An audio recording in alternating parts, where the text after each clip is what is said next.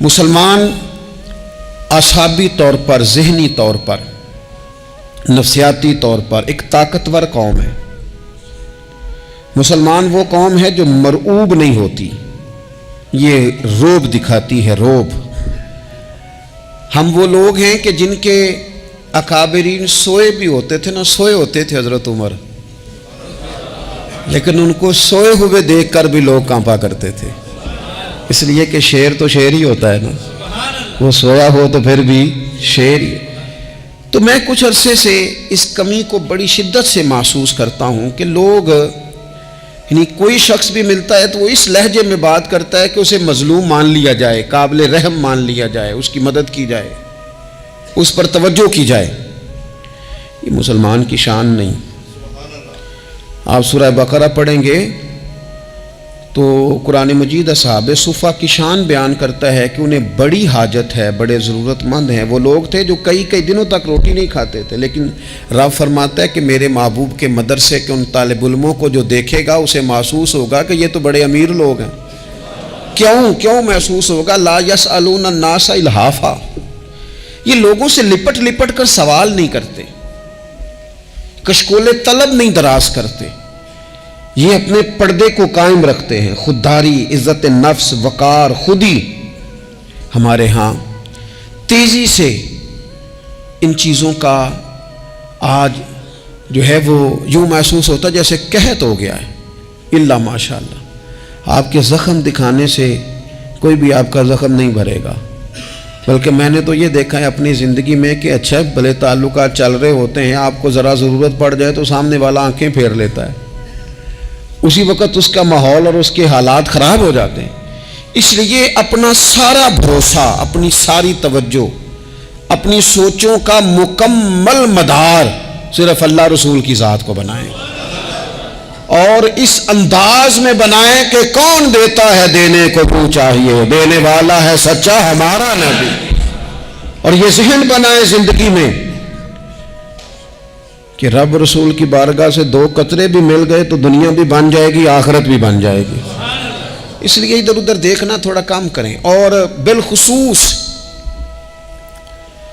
آج اپیل کروں گا، استاد اپنے شاگردوں کو، پیر اپنے مریدوں کو، باپ اپنی اولاد کو بڑی بڑی باتوں کا سبق پڑھائے، بڑی بڑی باتوں کا۔ اقبال نے شکوہ کیا، اقبال کہنے لگے شکایت ہے مجھے یا رب خدا بندان مکتب سے، یہ جو انہیں کہتے ہیں کہ جناب پڑھ جاؤ گے تو روٹی اچھی ملے گی، یہ انہیں کہتے ہیں پڑھ جاؤ گے تو کار میں بیٹھو گے، پڑھ جاؤ گے تو کوٹھی بنا لو گے، یہ کیا سبق پڑھا رہے ہیں بھلا؟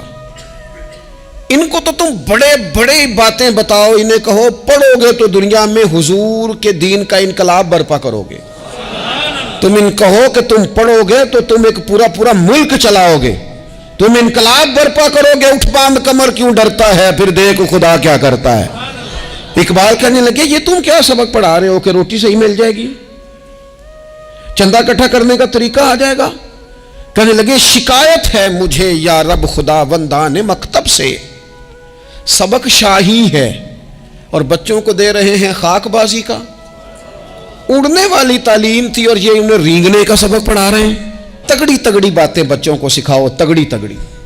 یہ پھر سارے نہ ڈھونڈتے پھریں کہ وہ فلانا جو ہے نا چاچا امیر ہے تو ماموں امیر ہے تو فلانی خالہ باہر ہے تو فلانا ذرا مہربانی، کوئی بھی نہیں مہربانی کرتا۔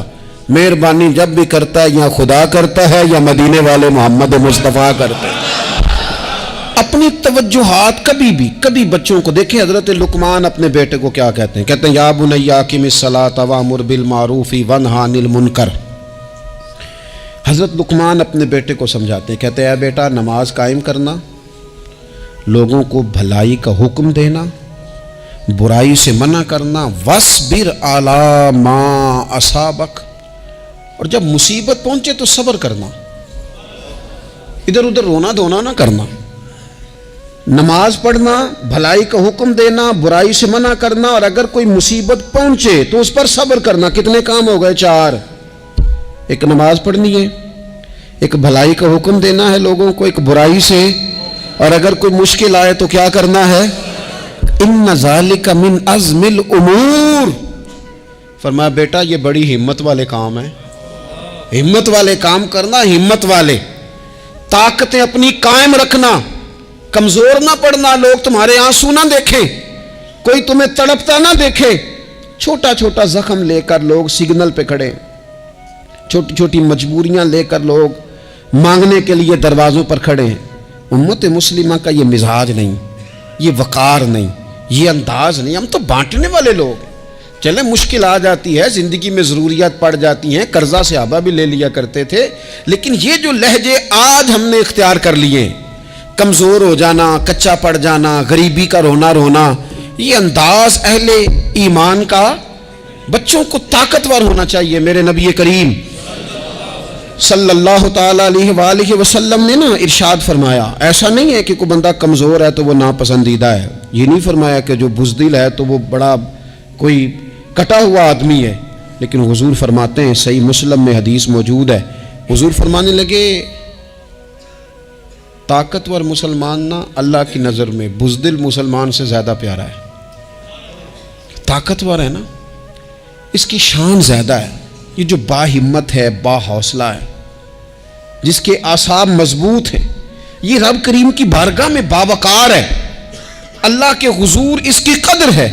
اور حضور علیہ الصلوۃ والسلام صحابہ کو دعائیں سکھایا کرتے تھے، اور تعلیم امت کے لیے خود بھی حضور وہ دعا فرمایا کرتے تھے، کہتے تھے اے اللہ بزدلی سے بچا، کنجوسی سے بچا، اے اللہ اس بڑھاپے سے بچا جو انسان کو بڑا پریشان کر دے۔ حضور دعائیں مانگا کرتے تھے۔ دیکھیں بیمار انسان ہو جاتا ہے، اگر وہ سوچے نا رب کی طرف سے ہے تو پھر بیماری کا لوگ بڑا مزہ لیتے ہیں، کیونکہ جب بندہ بیمار ہوتا ہے تو نفسانی خواہشات ساری ختم ہو جاتی ہیں۔ اور میں اکثر دوستوں سے کہتا ہوں کہ بعض چیزیں ایسی ہیں جو وجد میں لے آتی ہیں بندے کو، اگر وہ غور کرے تو۔ آپ یہ حدیث پاک سنیں، حضور علیہ السلام نے فرمایا بیمار کے ساتھ ضد نہ کرو کہ ضرور کھا ضرور کھا، ضد نہ کرو، اس لیے کہ اللہ اسے کھلا بھی دیتا ہے پلا بھی دیتا ہے۔ اب جب کسی کو پتہ چلے کہ میں بیمار ہوں تو رب مجھے کھلا پلا رہا ہے تو مجھے بتائیے بیماری کتنی پیاری لگے گی، بیماری میں کتنا سرور آئے گا۔ پھر تو انسان ہمیشہ چاہے گا کہ مجھے وہ چیزیں ملیں جو مجھے اللہ تبارک و تعالیٰ کی بارگاہ کے قریب کر دیں۔ دوسری بات یہ ہے کہ میدان میں جب انسان اترتا ہے نا تو اسے ایک بات اپنے ذہن میں رکھنی چاہیے کہ جیت اور ہار یہ اللہ تعالیٰ کے دست قدرت میں ہے، لیکن جب وہ لڑے تو جیتنے کے لیے لڑے۔ ہمارے ہاں نا بہت سارے لوگ لڑنے سے پہلے ہی ہارے ہوئے ہوتے ہیں، میدان میں نکلنے سے پہلے ہی وہ کمزور باتیں کر رہے ہوتے ہیں، ابھی سفر شروع نہیں ہوتا، وہ کہہ دیتے ہیں نہیں جناب آپ کی بات تو ٹھیک ہے پر کیسے ہوگا، کیوں کر ہوگا، لوگ تو آج کل چلتے ہی نہیں، بڑے مسئلے خراب ہیں۔ اور پھر کچھ لوگ ایسے ہیں جن کی باتیں سن کر بندے بیک گیئر لگا لیتے ہیں، اور میں نے دیکھا باتیں کرنے والے وہیں رہتے ہیں اور کام کرنے والے کہاں سے کہاں چلے جاتے ہیں۔ یہ یقینی نہیں کہ جیتیں گے، لیکن جب میدان میں اترے نا تو پھر ہمیشہ جیتنے کے لیے اترے۔ کوشش کریں کہ میں نے اس انداز میں نکلنا ہے کہ میں نے نہ جیتنا ہے۔ حضرت مولا علی شیر خدا کرم اللہ تعالی وجہ الکریم سے کسی بندے نے پوچھا حضور آپ ہر میدان میں کامیاب کیوں رہتے ہیں؟ فرمانے لگے جیت ہار تو رب کریم کے دست قدرت میں ہے، لیکن جب میں اترتا ہوں نا میدان میں تو میں دشمن دیکھ کے پہلے ہی فیصلہ کر لیتا ہوں کہ میں نے اس کے پیٹ میں خنجر مارنا ہے کہ گلے پہ، میں جیتنے کے لیے میدان میں اترتا ہوں۔ تو آپ دیکھ لینا دیواریں ہلتی رہتی ہیں اور در کانپ جاتا ہے، علی کا نام سن کر اب بھی خیبر کانپ جاتا ہے۔ کیوں کہ کہتے ہیں میں ذہن بنا لیتا ہوں کہ میں اسے کاٹ کے لاؤں گا، میں ڈرتا اور سہمتا ہوا میدان میں نہیں اترتا۔ ذہن ہوتا ہے کہ آج لڑوں گا تو جیتوں گا، آج میں دیکھیں میں کیا کرتا ہوں۔ حوصلہ نہیں پیدا کر پا رہے بچوں میں، کچھ بچے بھی اللہ خیر کرے عزم و ہمت والے لوگوں کے پاس بیٹھتے نہیں،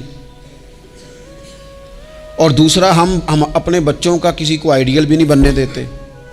بچے کسی کا نام لیتے ہیں تو ہم کہتے ہیں پتر چھاڑ پر آؤ، یہ دور ہی نہیں ہے۔ ہم کوئی ایسا ذوق، کوئی مزاج، کوئی طبیعت پیدا ہی نہیں ہونے دیتے۔ کچھ آنے والی نسل کا مزاج ہے کہ وہ اٹھنا نہیں چاہتی، بیٹھنا نہیں چاہتی، چلنا نہیں چاہتی، وہ چاہتی ہے میں لیٹی رہوں، موبائل میرے ہاتھ میں رہے۔ باقی سارے کام ریموٹ کنٹرول ہو